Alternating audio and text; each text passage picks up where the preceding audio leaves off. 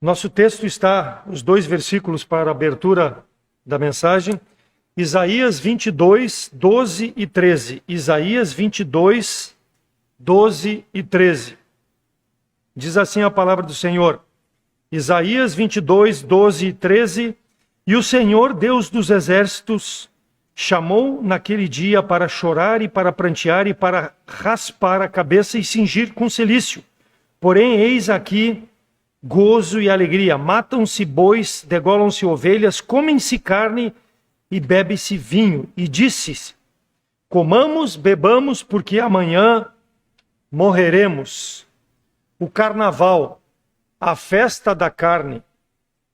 Aqui em Isaías, o profeta, ele condena o comportamento do povo que estava preocupado em festejar ao invés de arrepender-se. O pastor tem pregado sobre o arrependimento.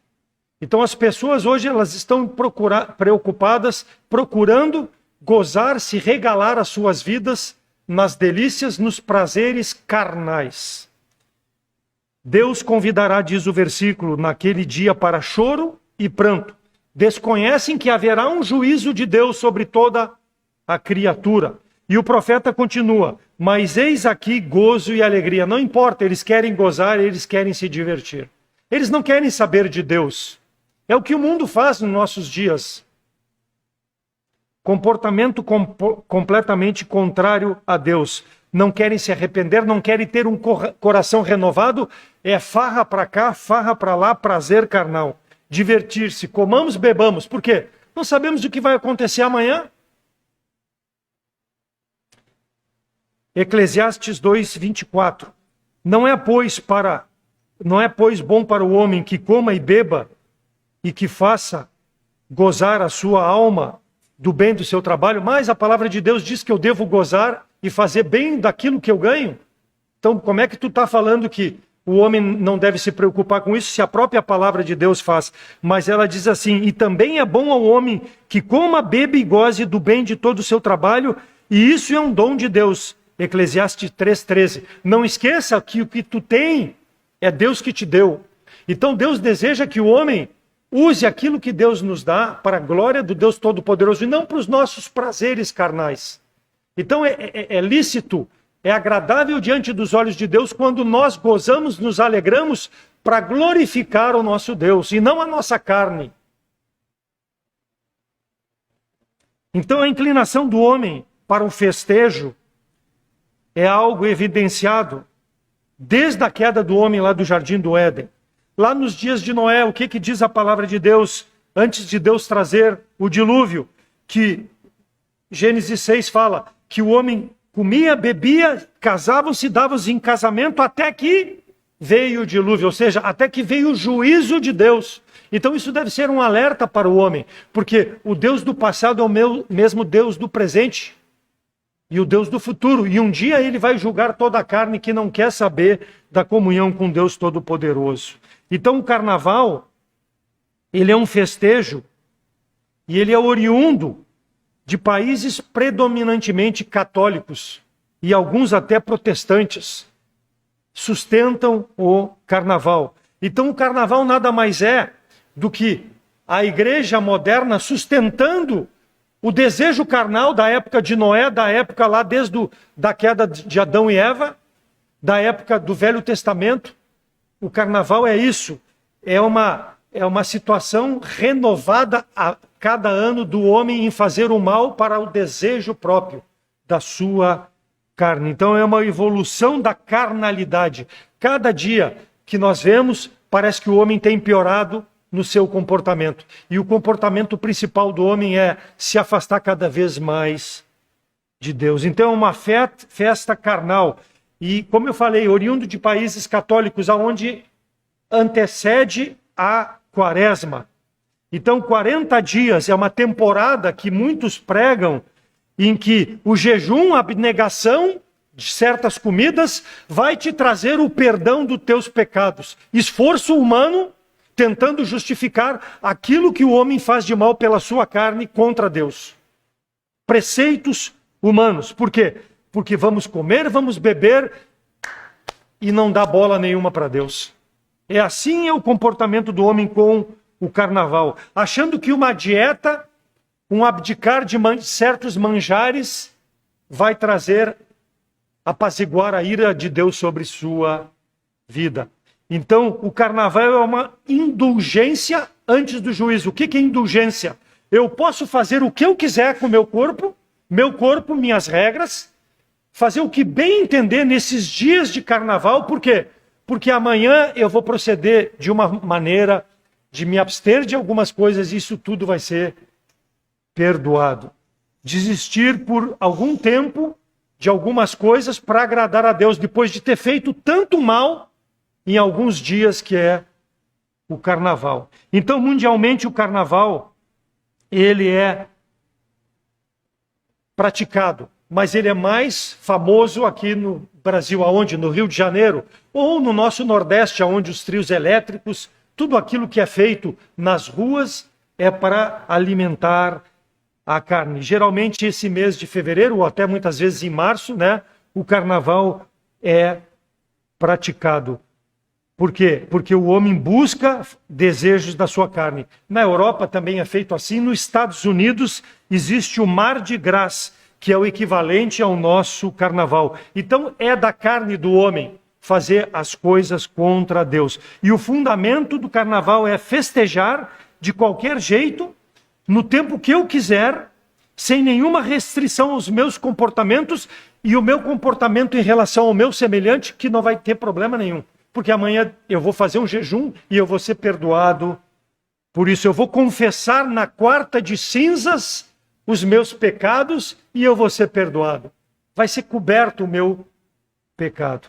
Então o carnaval também muitas vezes ele é dito que é uma coisa cultural, onde as danças culturais mostram a tradição do país. Mentira, um engodo para que a pessoa seja alimentada a fazer as coisas que deseja a sua carne. Nós vemos desfiles, nós vemos festas na rua, pessoas seminuas. Esse é o evento carnaval. Então, para muitas pessoas é esse tempo sem restrição para fazer o que quiser. É folia. Eu sou um folião. Eu vou entrar na folia. E muitas vezes, irmãos, isso é um cerimonial oficializado pela prefeitura da nossa cidade, porque o prefeito entrega a chave para que essa festa carnal seja feita de forma livre. As chaves da cidade são dadas, lá no Rio de Janeiro, a mesma coisa. Para quem? Para o rei Momo, que é o rei do carnaval. A autoridade superior da cidade dá para a autoridade superior da carnalidade, para que todo mundo possa festejar.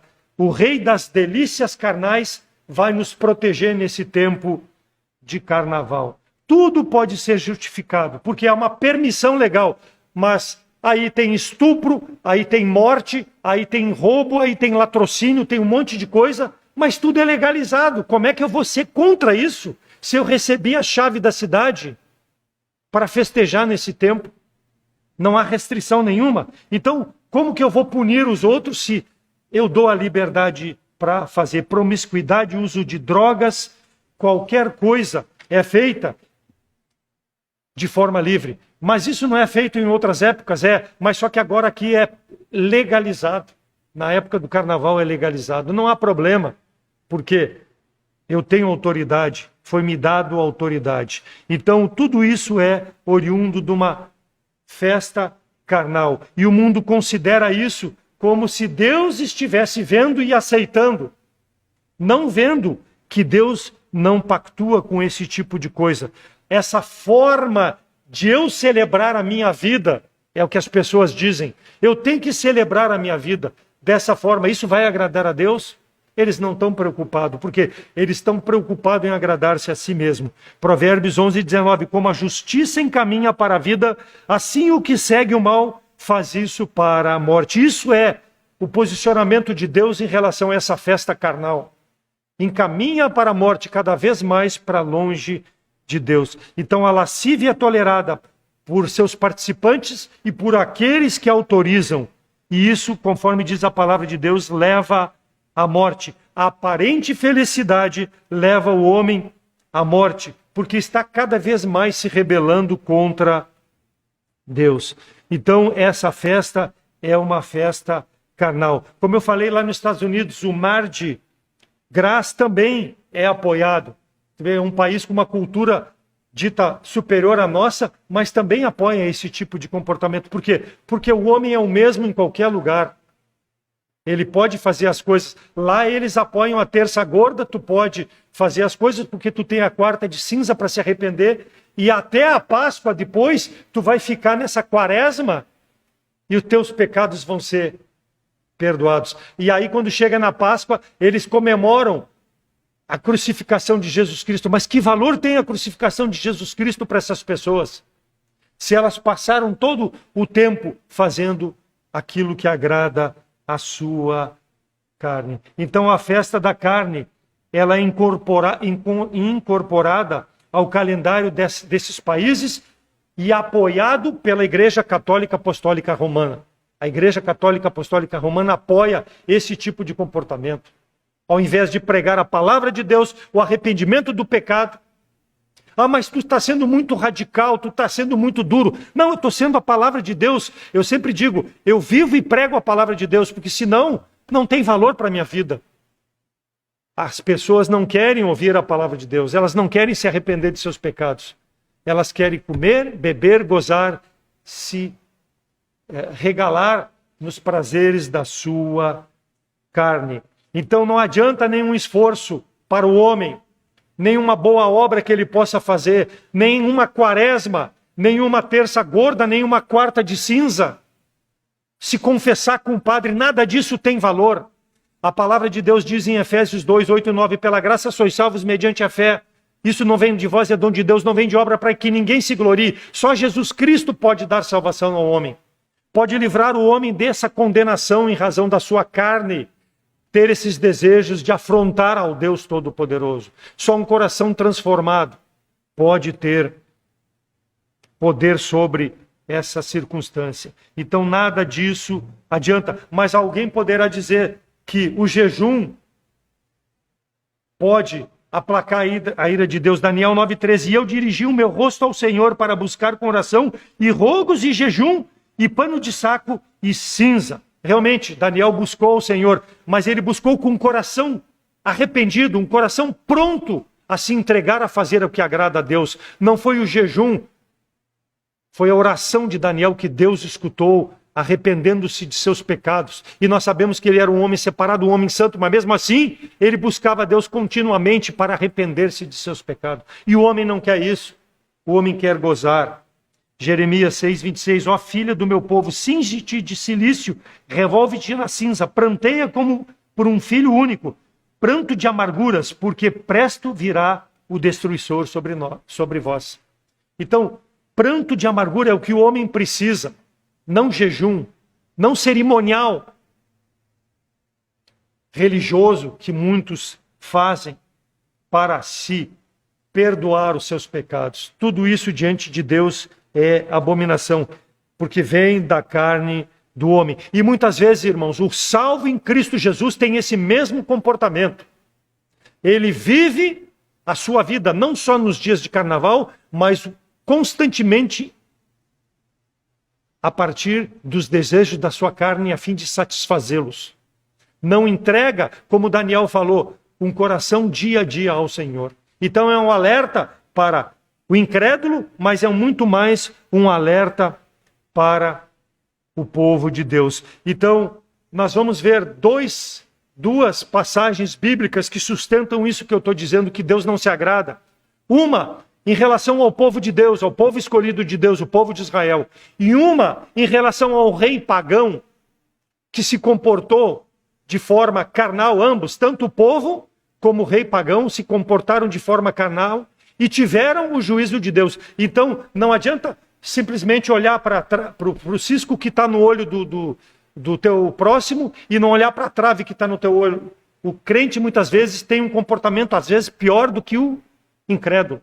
E nós vamos ver o que a palavra de Deus nos fala sobre isso.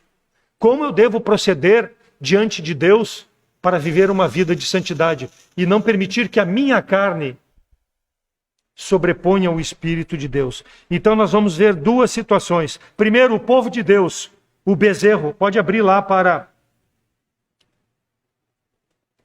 Êxodo 32. Êxodo 32, o bezerro que o povo fez, o povo de Deus, o bezerro de ouro feito pelo povo de Deus. Versículos de 1 a 6.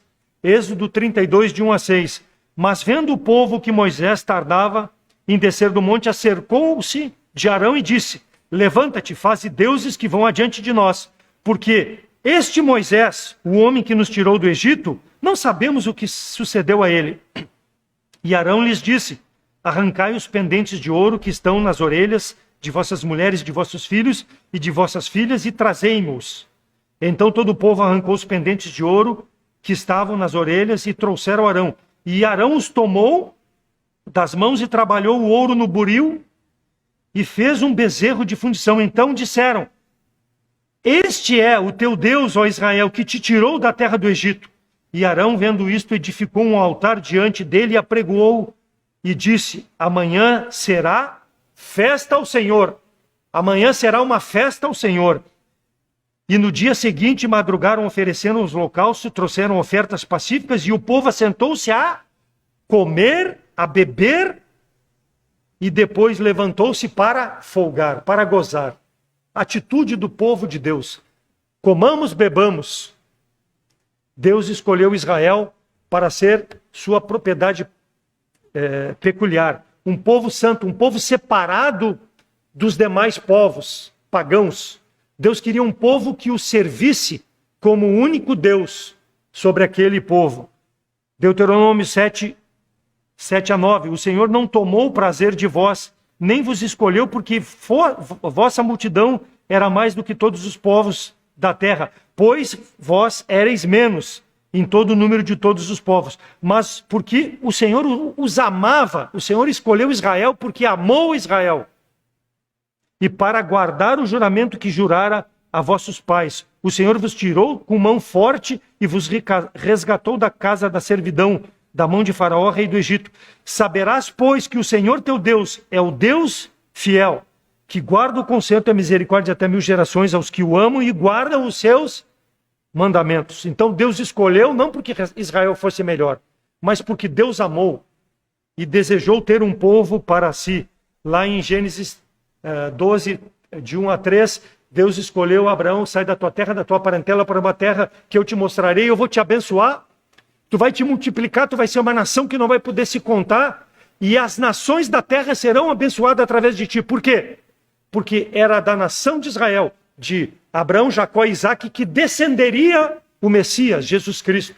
Foi por isso que Deus escolheu um povo, para que um povo separado, Deus pudesse cumprir Gênesis 3,15, desde a queda do homem lá no Éden, que ele enviaria o Salvador do mundo, não de um povo pagão, mas de um povo selecionado, um povo que o servisse, um povo que o adorasse, um povo que guardasse os seus mandamentos de geração em geração, para que a geração futura, como nós hoje, pudéssemos ser abençoados através de Jesus Cristo. Foi por isso que Deus escolheu a Israel. E também Deus escolheu a Israel não só por isso, mas para que Israel pudesse ser um missionário, para que Israel pudesse propagar o evangelho a todas as demais nações pagãs, para que pudessem conhecer a santidade de Deus através da vida que o povo vivia, para que pudessem ver como Deus desejava que o homem servisse a Deus, não na sua carne, mas conforme os mandamentos do Senhor. E o que Israel está fazendo? Fazendo um Deus estranho, virando as costas para o Deus de Israel e dizendo: vamos comer, vamos beber, vamos folgar, ou seja, vamos satisfazer a nossa carne, assim como faziam aqueles povos pagãos. E como vai ser testemunho para esses povos? É um desafio às nossas vidas como salvos, irmãos. Deus nos escolheu não porque nós merecíamos, mas porque Ele nos amou em Cristo Jesus. E nós reconhecemos o nosso pecado, nós nos arrependemos e aceitamos a Jesus Cristo como Salvador.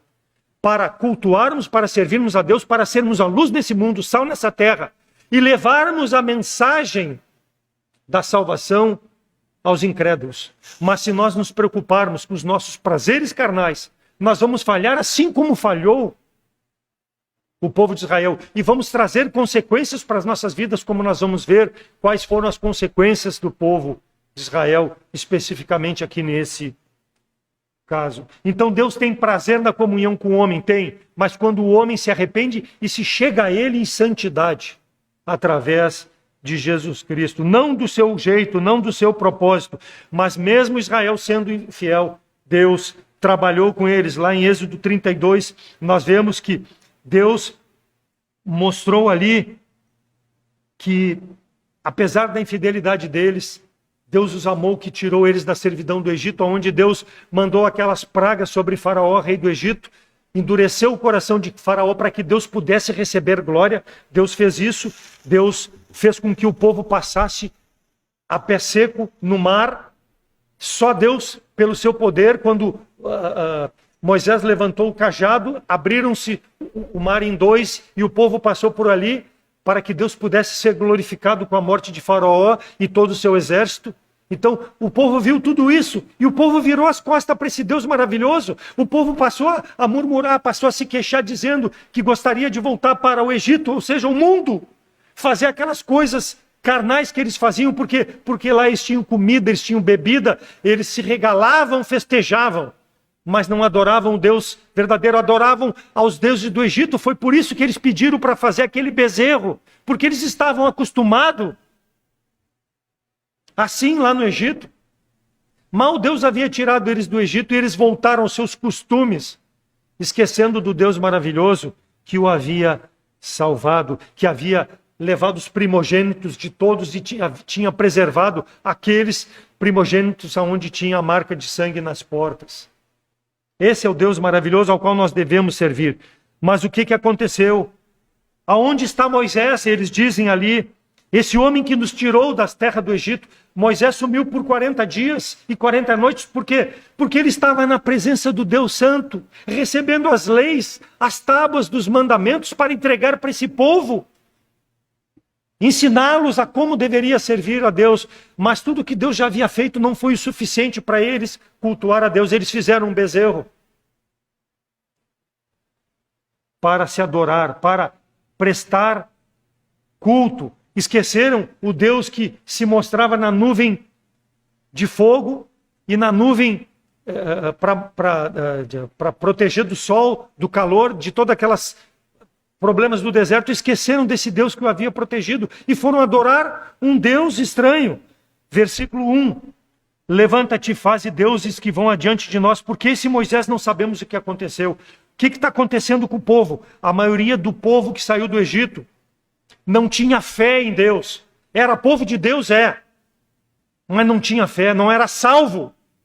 E assim acontece muitas vezes nas nossas igrejas, irmãos. Nós temos bancos com pessoas que são ditas povo de Deus, mas não têm a transformação pelo sangue de Jesus Cristo.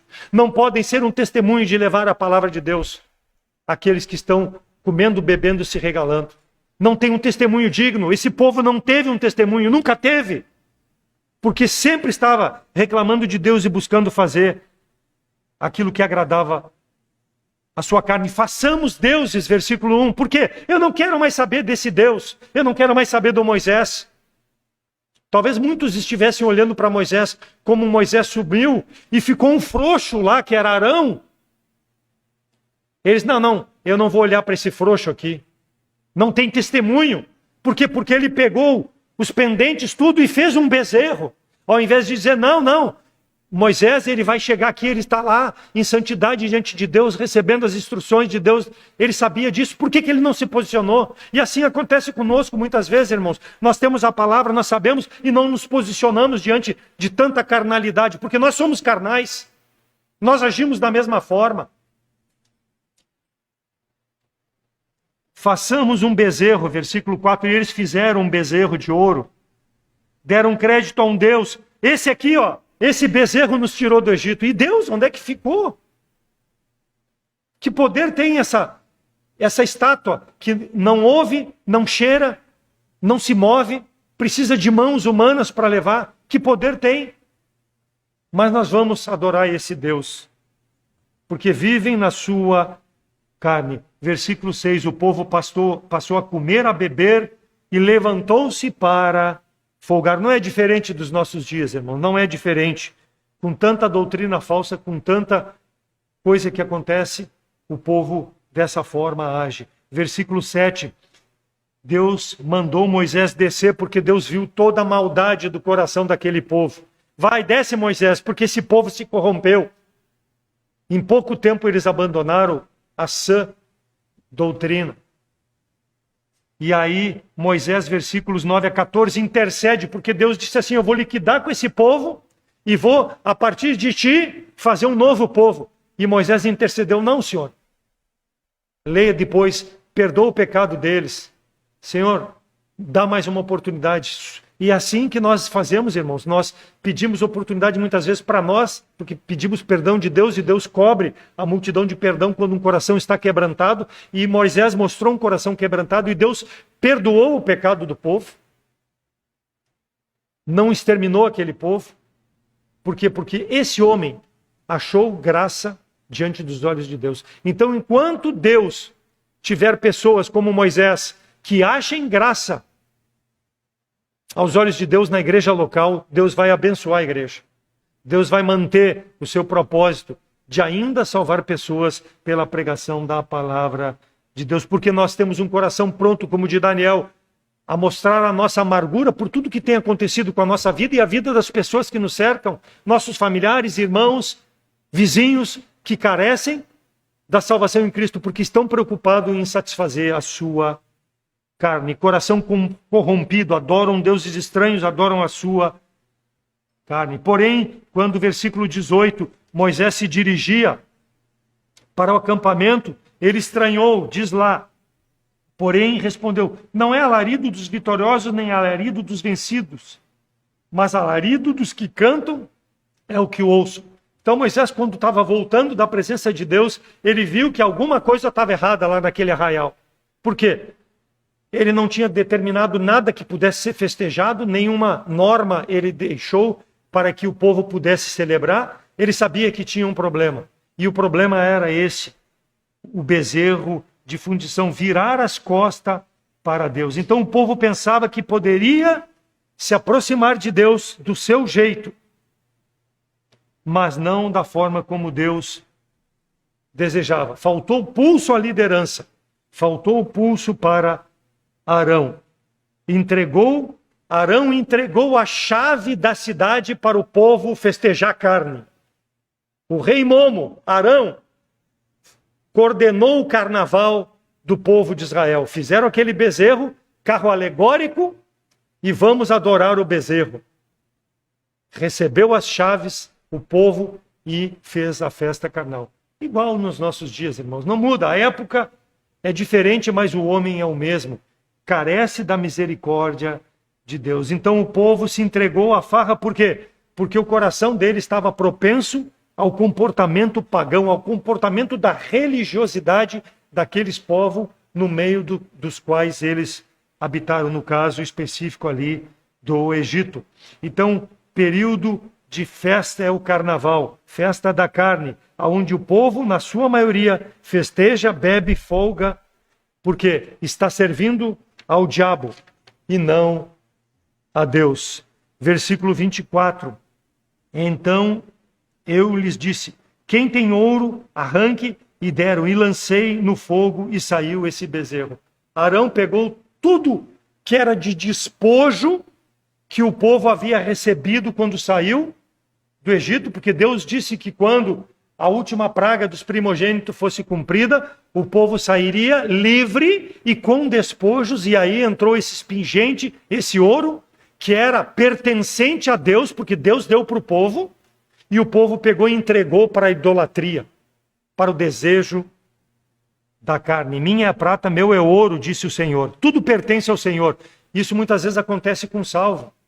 Ele tem aquilo que pertence a Deus, porque Deus deu para ele, e ele usa para usufruir no conforto dos seus prazeres carnais, buscando satisfazer seus desejos carnais. Então o povo voltou atrás na sua fé, voltou aos 430 anos que ficou lá no Egito, servindo a deuses estranhos, fazendo tudo que não agradava a Deus. Por quê? Porque o seu coração estava longe de Deus. Era povo de Deus, mas tinha um coração longe de Deus. Prossigo para o alvo pelo prêmio da soberana vocação em Cristo Jesus. Filipenses 3,14. Essa deve ser a atitude do homem e da mulher que é de Deus. Deve se separar da contaminação dessas coisas. Então, muitas vezes é fácil dizer, eu sou do Senhor, mas o meu testemunho, a minha prática, as minhas ações, elas são ações que trazem conforto e satisfação à minha carne e não ao serviço de Deus. Por quê? Porque quando eu sirvo a Deus, eu tenho que abdicar de algumas vantagens para mim. E a carne não aceita isso, irmã. A carne quer que eu faça aquilo que agrade a minha carne. Assim, quem está em Cristo, nova criatura é. As coisas velhas já passaram, tudo se fez novo. Olhe para frente, siga para frente, olhando para o Senhor e Salvador Jesus Cristo. Olhar para trás como Israel olhou e se lembrar daquilo que eu tinha de bom e que eu perdi por servir a Deus, fez com que a carne dominasse as suas atitudes. Eu não tenho tudo o que eu desejo desde que eu me tornei salvo em Cristo Jesus. Passo por muita dificuldade, mas essas dificuldades devem fazer com que eu tenha mais prazer em servir a Deus. Por quê? Porque nada me pertence. Se Deus não me deu, é porque não é de Deus. Porque se fosse de Deus, Ele daria para que eu pudesse gozar livremente dessas coisas. Então eu desejo coisas, muitas vezes, para minha satisfação pessoal, para minha carne. E isso vai me afastar, vai ser o meu Deus e eu vou servir a Ele, esse Deus estranho, ao invés de servir a Deus. Por quê? Porque vou satisfazer a minha carne. É o que aconteceu com Israel. As bênçãos de Deus jogou pela janela. Por quê? Porque não queria servir a Deus. Versículo 26. Pôs-se em pé Moisés à porta do arraial e disse, quem é do Senhor, venha para mim. Então ajuntar-se com eles os levitas. Moisés fez uma peneira ali. Quem é de Deus, fique do meu lado. Os levitas ficaram do lado de Moisés. Tomaram partido ao lado do Senhor. Ou seja, não estavam compactuando com o pecado do povo. Não estavam assinando o comportamento carnal do povo. Estavam mostrando àquele povo que havia necessidade de separação. Por quê? Que as danças... Versículo 19, aconteceu que chegando Moisés no arraial e vendo o bezerro e as danças, acendeu a ira de Moisés ao ponto de que as leis que o Senhor tinha dado para aquele povo, ele quebrou. Por quê? Porque ele viu que talvez não tivesse utilidade nenhuma para aquele povo em razão do comportamento. Foi um pensamento talvez até carnal de Moisés, mas ele teve essa atitude. Quando ele quebrou as tábuas, ele mostrou que a comunhão com Deus também estava quebrada e que Deus não aceitava aquilo. Ele mostrou também com essa atitude. Deus não se agrada, irmãos, quando nós colocamos a carne para o serviço do Senhor. Então a dança trazia sensualidade e levava o povo à promiscuidade.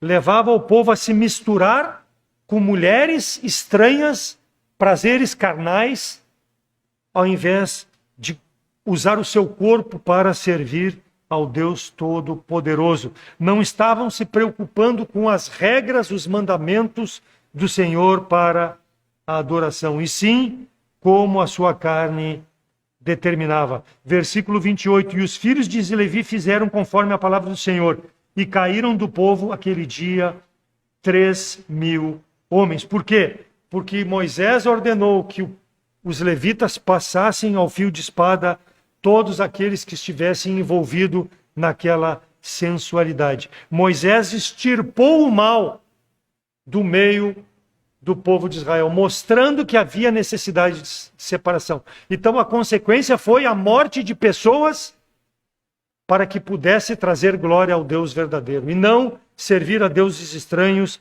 e a sua carne. Então Moisés tirou o mal. A consequência foi o juízo de Deus sobre parte daquele povo, por querer servir a sua carne. Eles serviram foi de exemplo para os demais, de que aquilo não agradava a Deus. Deus não é um Deus injusto. Ele tem amor? Tem.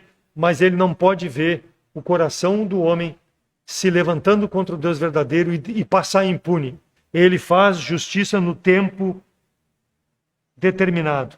Então a maior parte do povo de Israel falhou na tarefa da separação. Mas o Senhor trouxe juízo. Por quê? Como diz em 1 Coríntios 10:5, o Senhor não se agradou deles. O Senhor tem se agradado de ti? O Senhor tem se agradado das tuas atitudes? Elas são atitudes que glorificam a Deus ou são atitudes carnais? Como tem sido o teu comportamento? E ele ainda fala em 1 Coríntios 10:7, o povo sentou-se a comer e a beber, levantou-se para folgar e se prostituir. Por isso que o Senhor não se agradou deles, da maior parte deles. Trouxe o juízo. Apesar de tudo isso, ainda, porque Deus não é homem para que minta, Deus cumpriu o seu propósito, preservando o remanescente desse povo. Levou eles depois, mais tarde, pelas mesmas atitudes de idolatria, serviço à carne, para a Babilônia, para que pudessem lá passar 70 anos no cativeiro. Mas Deus preservou ainda o remanescente, para que através do remanescente pudesse vir Jesus Cristo, para dar vida eterna a todo aquele que crê nele como Salvador. Então Deus não pode suportar o pecado. Ele traz juízo, mas ele é um Deus justo. Porque se ele fosse um Deus injusto, toda a humanidade, pelo pecado, pela falta de um povo, não teria o Salvador Jesus Cristo. Deus teria já exterminado esse povo. Mas sempre um remanescente fiel. Deus olhou para a vida desse remanescente e preservou a sua promessa dada a Abraão, lá em Êxodo 12, de 1 a 3, Gênesis 12, de 1 a 3, que ele traria o Messias através da descendência de Abraão, Isaque e Jacó. Então, primeiro, esse comportamento do povo. E agora nós vamos ver, em segundo lugar, rapidamente, o comportamento de um rei pagão. Desse povo que foi levado lá para o cativeiro, aonde os reis que dominavam eram pagãos, e um rei desses pagãos resolveu também fazer uma festa carnal. Abra lá para Daniel 5, de 1 a 5. Daniel 5, de 1 a 5. Vai falar de Belsassar. Belsassar. Daniel 5, de 1 a 5. Diz assim a palavra do Senhor. E o rei Belsassar deu um grande banquete a 1000 dos seus senhores e bebeu vinho na presença dos 1000. Havendo Belsassar provado o vinho, mandou trazer os vasos de ouro e de prata que Nabucodonosor, seu pai, tinha tirado do templo que estava em Jerusalém, para que bebessem neles o rei, seus príncipes e suas mulheres e concubinas.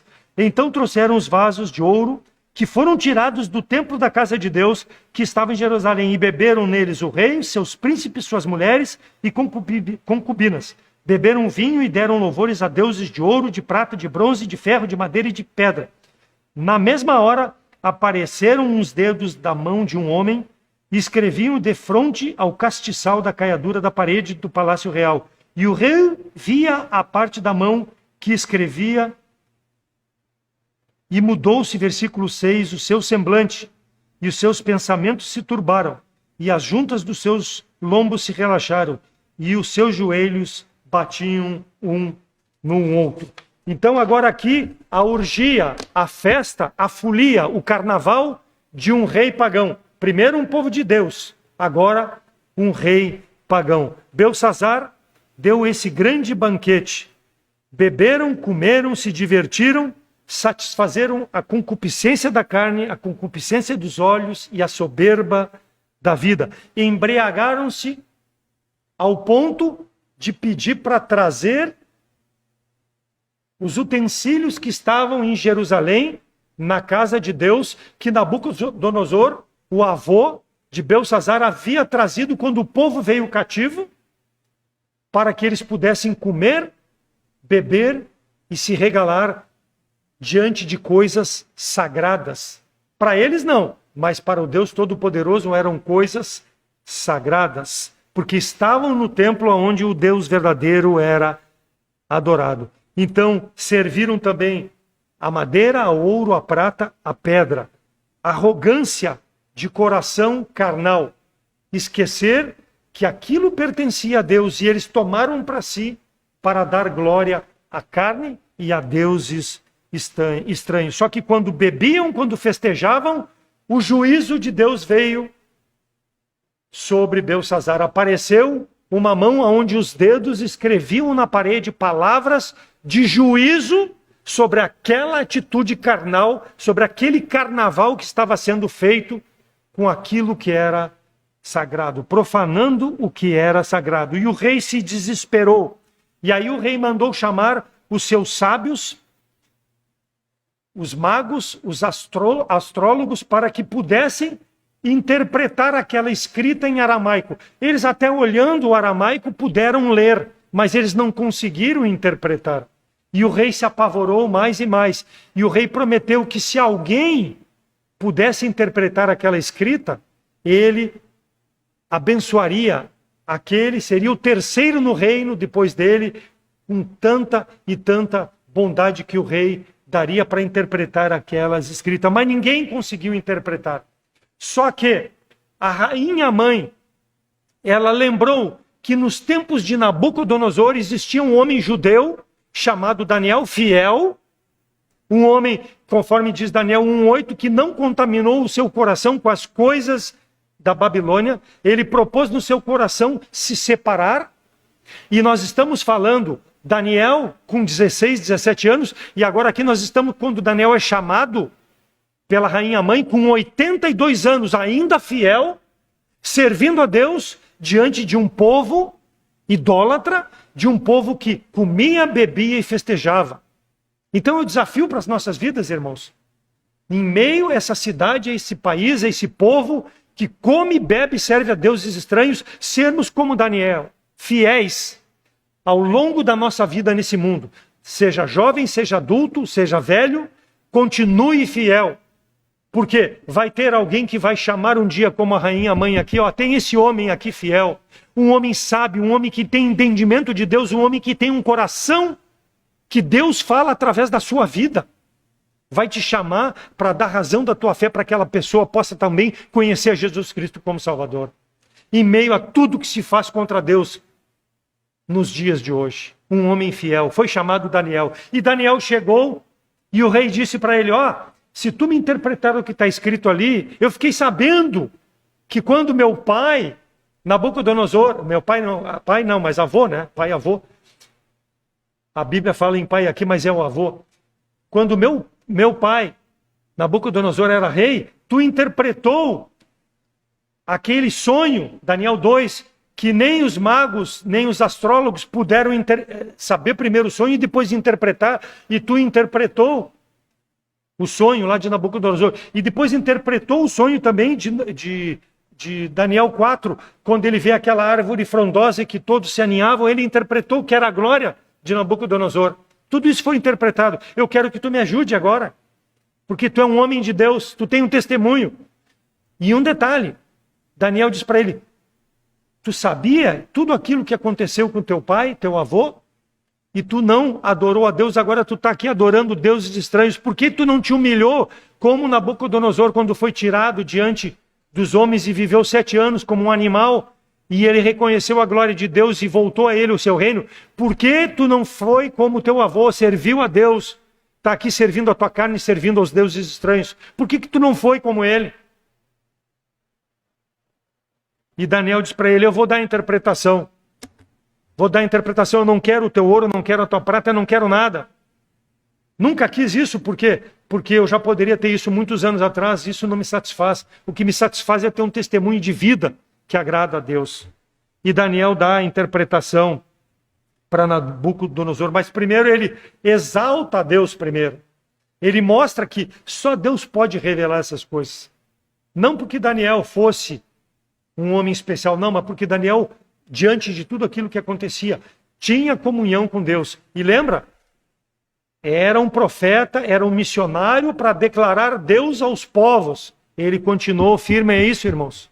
Ele sempre foi firme a isso, agora com 82 anos, sendo o mesmo Daniel lá de 16, 17 anos, quando foi levado cativo, proclamando a palavra de Deus. Assim diz o Senhor. Tu soube, Belsazzar, e não te arrependeu. Deus vai te mostrar o que vai acontecer contigo. Deus deu grandeza para o teu avô, para o teu pai, e essa grandeza passou a ti, mas tu não reconheceu em Deus tudo isso. Daniel confronta Beltesazar com seu pecado, porque ele não havia se humilhado. Antes, com as suas concubinas, com seus convidados, estava adorando a deuses estranhos. E o que estava escrito naquela parede? Mene, Mene, Peres. 3 palavras escritas. E aí ele deu a interpretação. Ele disse, Beltesazar, Deus enfiou aquela mão e escreveu na parede, porque ele está te julgando por tua atitude carnal, por teus prazeres e pela tua idolatria, pelas concupiscências que tu tem feito durante o teu reinado, sabendo que há um Deus único, digno de adoração. E aí vem Mene, Deus contou os teus dias. E acabou os teus dias aqui. Deus não suporta mais ver o que tu está fazendo. Tekel, fosse pesado e achaste em falta com Deus, ou seja, os teus padrões não são os padrões de retidão que Deus agrada para viver. Ele te julgou por isso. Tu sabia como deveria ser. E Peres, ou seja, é parzim, na realidade é no plural. Significa dividido. O teu reino foi dividido e vai ser dado aos medos e aos persas. Foi dado a Dário, o medo, e foi dado a Ciro, o persa. Lá em 12 de outubro de 539. Então a Babilônia foi dividida. Aquele sonho lá para Nabucodonosor, que Nabucodonosor era a cabeça de ouro, estava sendo quebrada a cabeça de ouro, e os braços e os peitos dos medos e os persas estavam assumindo o governo da terra. Por causa dessa festa? Não. A festa antecipou o juízo de Deus. Porque Deus já havia prometido que isso ia acontecer quando? Nós não sabemos. Deus não tem data para isso. Mas era tanta promiscuidade, tanta idolatria naquele momento, que agora Deus disse, acabou. A cabeça vai ser cortada. Então veio a pedra e cortou a cabeça. E Dário, o medo persa, e Ciro persa reinaram no lugar. Naquela mesma noite morreu Beltesazar e o reino foi dividido. Então, Deus trouxe juízo a esse homem. Por quê? Porque a sua atitude não agradava a Deus. A farra, o carnaval, tudo aquilo que ele fez, Deus antecipou e cumpriu o propósito do Senhor. Eclesiastes 11:9. As pessoas vivem assim. Alegra-te, jovem, na tua mocidade, e alegra o teu coração nos dias da tua mocidade. E anda pelos caminhos do teu coração e pela vista dos teus olhos. Sabe, porém, que por todas estas coisas Deus trará juízo ao teu comportamento. Foi o que aconteceu com Beltesazar. É o que vai acontecer com todo aquele que nega Jesus Cristo como Salvador, falando agora num primeiro momento para a pessoa não salva. Deus trouxe juízo a Beltesazar. Deus vai trazer juízo a ti. Se tu anda conforme os propósitos da tua carne, se tu anda conforme a idolatria de deuses estranhos, colocando outras coisas na frente de Deus na tua vida. Tu precisa se arrepender, diz a palavra de Deus. Deus vai trazer juízo. Come, bebe e folga, mas Deus vai trazer juízo. Quando? Não sei. Foi de repente sobre Beltesazar. Ele estava no trono, ele estava gozando, ele estava se mostrando para muitas pessoas e Deus trouxe juízo. Talvez se tu não creia em Jesus como Salvador, esteja nos assistindo pela rede social ou está presente, pode ser hoje o dia que Deus vai trazer juízo. Talvez numa festa dessas de carnaval onde tu possa estar. O tempo é hoje para decidir fazer as coisas que agradam a Deus. Não permita que essas coisas dominem o prazer da carne, o prazer do mundo, domine a tua vida. Receba Jesus Cristo como Salvador. Arrepende-te desses hábitos pecaminosos e aceite a Cristo como Salvador, porque tu vais sofrer o juízo sobre isso. Então o primeiro passo é: abandone tudo isso, dobre teu coração, teu joelho diante de Deus, confesse a Jesus Cristo como Salvador. Nos procure que nós podemos te mostrar como tu pode ser salvo. Tuas boas obras, guardar sacramentos, guardar semanas, tradições, isso não traz salvação.